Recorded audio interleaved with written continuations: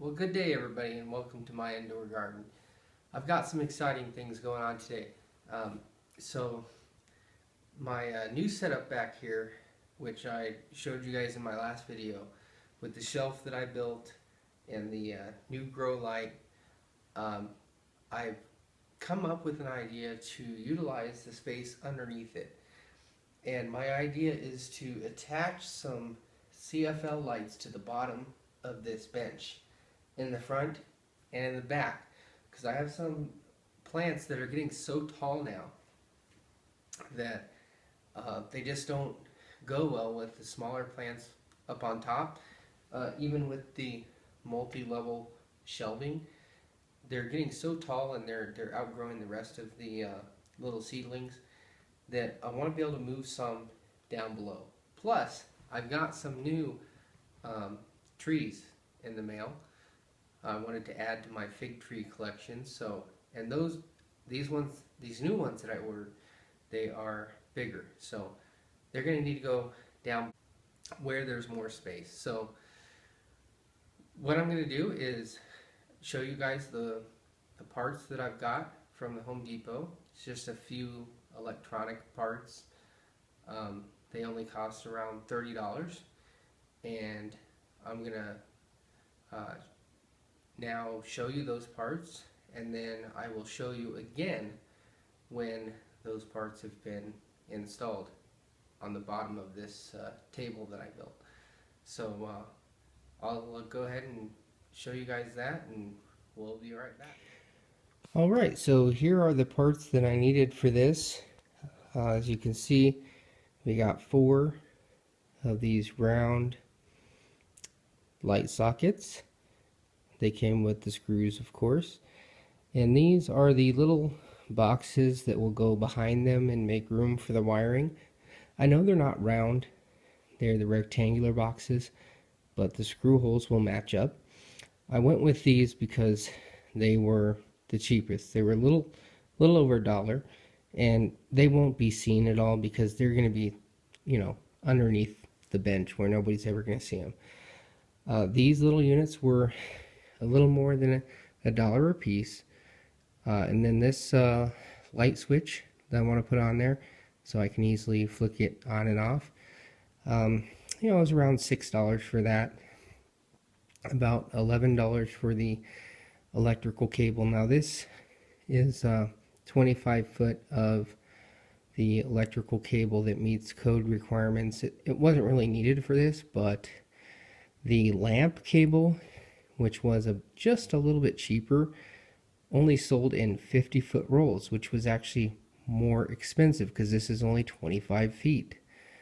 And then the cord, I needed a 2-prong cord to be able to plug in to the switch. And obviously I don't need this end here. But this was the cheapest option because this little 8-foot electrical cord was only less than $2. So I'll cut the end off of it and utilize that as the plug for this to go to the switch, and then the switch with the cord that will go to the light sockets. I've yet to get bulbs because the Home Depot didn't have any CFL bulbs that I like, so I think I'm gonna have to go online and order the bulbs that I want, which is no big deal. Also, I plan on putting 2 light sockets, 1 in the front, or 2 in the front, 2 in the back, and I actually may end up putting some splitters on these to bring out two bulbs on some of these if I need to. Anyway, these are the parts. Like I said, it was less than 30 bucks. I'm going to go ahead and assemble these and then screw them up underneath the table, and be back when I'm done. Alright, here is the finished result of the installing of the lights down below. I'll just take you in closely and show you. We got some lights mounted underneath the shelf in back. We got lights mounted up here in the front, and let me show you a little bit how I wired them together. As you can see, that'll come in handy for putting taller plants back there.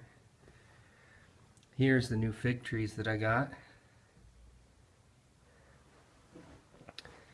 And over here is where I installed the light switch. So I can flick those on and off whenever I want to. And oh, by the way, yes, I repotted the banana. He took it very well. In fact, you can see he's putting out another leaf. So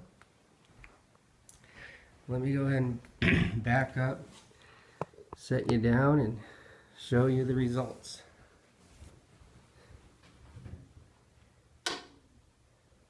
Voila!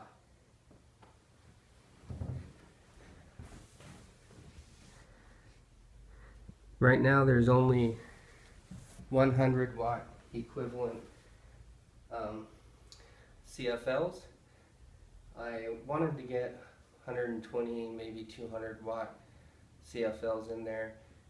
These ones are 5,000 Kelvin. Anything in 5,000 Kelvin to 7,000 Kelvin is going to be full spectrum. So I usually like to get 6,000 or 6,500 Kelvin. But this is what the Home Depot had, and they were cheap. Alright, well that's the new setup. Hope you've enjoyed this episode. If you did, please give it a thumbs up. Comment. I'll be more than happy to reply to any questions or comments that you leave. And share. Please share.